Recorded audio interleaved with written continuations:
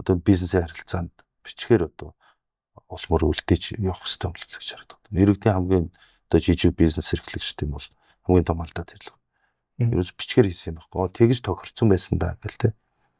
Тэгээ нөгөө тохирогч чинь шүүхтэр очихоор цааснаар болох боломжгүй болчих шүү дээ.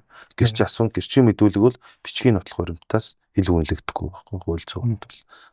Тэгэхээр аль болох ер нь нөгөө бизнес эрхлэгчтэй зөвлөхөд бол аль болох бичгээр үлддэг бас уулзалт хийлээ гэхэд тэмдэглэл бас нэг товчхон гэдэг протокол тий тэмдэглээгээ гар үсэг дурдаг байх хэвээр харилцан албан бичгээр өгөөд за би хариугаа албан бичгээр авчия гэдэг авдаг байх хэрэгтэй тий төрийн байгууллага тантахд ч гэсэн яг адилхан шүү дээ өсөлтөө өгөөд хариугаа заавал авчдаг байх хэрэгтэй.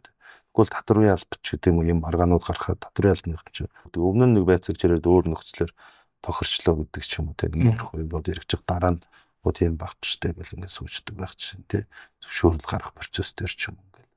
Тэгэхээр аль болох бичгээр одоо альва харилцаанууд баталгаж авлаа л гэж байна шүү дээ. Тэгээ нөгөө шүүхүүд бол энэ нөгөө цаасан баримтуудыг цуглуулж агаад яг нөгөө хуулаа мөн гэрээгээ харж агаад нэгтлэн шийдэж байгаа шүү. Ер нь бол нэгтлэн л гарна. Аль нэг талд нь л гарч таарна.